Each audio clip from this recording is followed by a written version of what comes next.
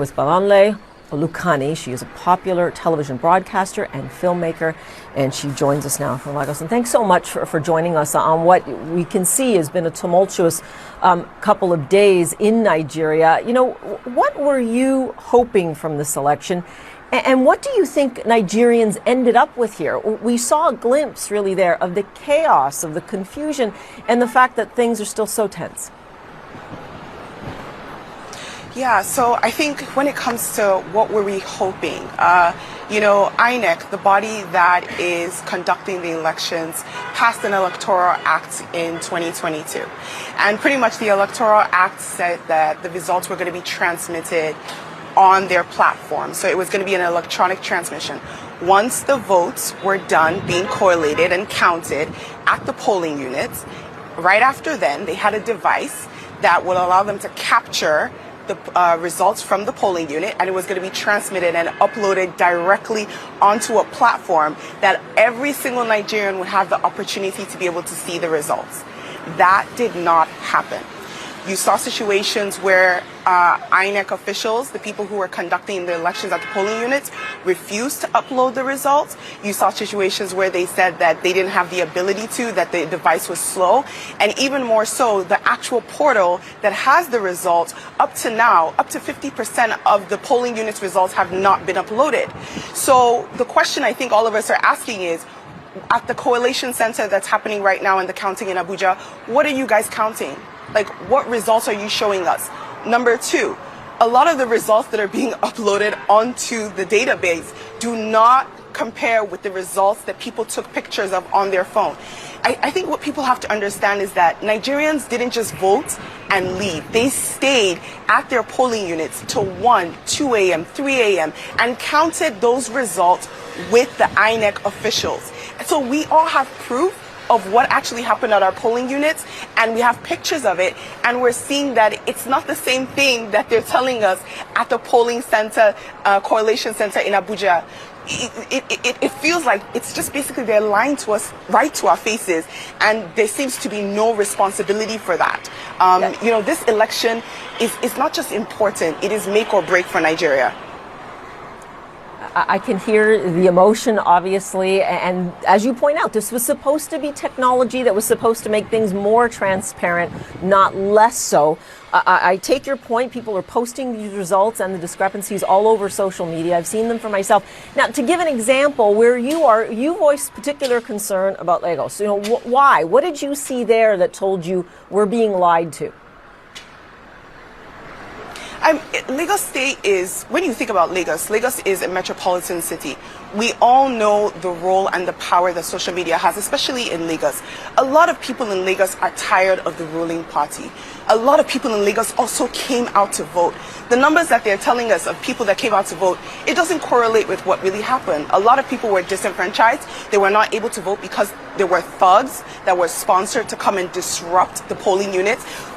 We saw videos of people, thugs, coming to polling units, and the police officers did absolutely nothing. They did nothing. So to us, we're kind of asking ourselves, like, why are we not being allowed to vote? What is the reason? What are people so afraid of that's going to come out if Nigerians choose to say, okay, this is who I want to cast my vote for? At the end of the day, Nigeria is at the breaking point. And I think for every single Nigerian, especially young people, the voting population of the people that were registered, it's about 39% are youth. And those people came out to vote. They came out to vote. The numbers are not correlating with what they've said. Not only that, this afternoon, we actually had PDP, which is one of the opposition parties, and they didn't even win Lagos. They specifically said that the numbers that INEC presented does not correlate with the amount of people that came. They have different numbers. Because what you guys need to understand is that at the end of the day, all the parties, they made sure that they were doing their own counts. Because we all knew that INEC was going to do something like this. It's interesting, though, because they're observers and they serve a purpose, and people are seeing these discrepancies. And we have heard specifically from Nigeria's youth, with all the passion and all the frustration that you're expressing to us now. And What happens now, I have to ask you? This election has clearly fallen short so far, and yet you know that the Nigeria's Electoral Commission has already said, no way, we're not doing a redo here. As far as we're concerned, they've rejected the claims from the opposition parties, saying, look, these elections have been fair. They've been fine. We will continue to tally the votes. Well, it looks like what's going to happen is they're probably going to continue counting, and it looks like it's going to have to go to court, which is really unfortunate, because technically what's supposed to happen in specific situations, and this is what their electoral law states, in situations where there's a cancellation, if the amount of votes that were cancelled there could possibly affect the final results, there's supposed to be a rerun. A lot of the polling units, the amount of votes that were cancelled is going to affect the final results. So what is really interesting is to see how we're supposed to be in a democracy. They're the ones that passed they're the ones that drafted the Electoral Act, but yet they seem to not be adhering to it. Just for the fact that the results have not been transmitted, and up till now they're still choosing not to, that alone in itself questionable, and it shows that INEC is not only they've been compromised, they're also not being transparent, and they have not conducted a free and fair election. And if that's not happened, then technically we're supposed to have another election. I know you're going to give me blowback on this, but some people would say, look, Nigeria is in its adolescence in terms of a democracy. This is a very large country. Obviously, when you look at the number of registered voters, this is a large task. They are still counting. The results are in no way, shape, or form official right now. Well, what do you say to that? To say, like, look, patience, just give us some time here. I think the issue is it's not really about patience. It's the fact that INEC has chosen not to communicate and address the issues. We have pictures that show that you have a piece of paper where results were recorded, and then after the results were recorded, someone took a pen and canceled those results out and put a new result, and you want us to accept it? That's the issue, is that, can you, INEC, explain that?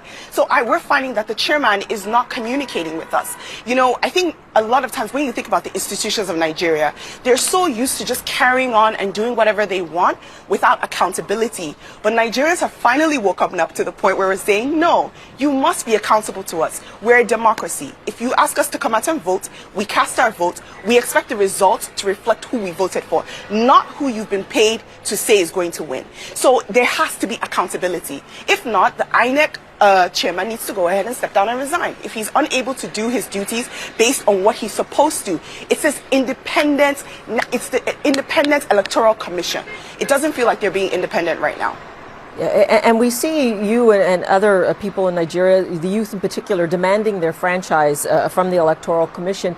A lot of this is born of the unexpected results of Peter Obi, who I believe you support. He is the next generation, as it were, and yet it seems like a 70-year-old from the ruling party right now is in the lead. What do you think it will mean here if indeed there isn't that generational shift? And what is Nigeria's youth looking for in terms of this perhaps being more of a movement that will continue, not just for this election? The movement has already started. You have to, when you think about where this came from NSARS, and this came from us finally demanding that we're treated as citizens of our country. And Nigerian youth are finally involved in politics. So it's not going to be going down. We're not going back, no matter what happens. In terms of, the potential of having Bola Ahmed Tinubu as the president, I think a lot of Nigerian youth are worried about his health. We're worried about his ability to be able to rule Nigeria. We've been ruled by so many people who are much older, and they don't seem to be willing to accept or understand what it is that we need. But even more important, what we're looking for is a competent leader. Nigeria is at its breaking point. The amount of people that have exodus and left this country because it feels like it's unlivable. Everyone has said it. We don't have good roads. We don't have good light. We don't have healthcare. We don't have education. Last year, the average Nigerian youth spent 8 months at home because our schools were on strike, and it didn't seem like our government had any interest. So when we're saying we need a mindset of someone that's young, someone that's agile, someone that is going to listen to the Nigerian people, that is what we need. We need people who are accountable. And a lot of times when you look at the past leaders or the people that are running, they don't seem accountable, which is why a lot of Nigerian youth we have chosen, and we're saying, you know what? This Peter Obi looks like someone that's listening to us. and we want to make sure that we are heard. The point is for us, whatever was voted on Saturday, we want those results. We don't want the results that they're doctoring. That is the most important thing. If we know that these results are free and fair, whoever wins, wins. But right now, what they're giving us is not what we voted on Saturday. Okay, and we will leave it there for now, but certainly we hear your passion, and you've given us great insight into what's going on now as we see the fallout from this election. Thanks so much. Appreciate it.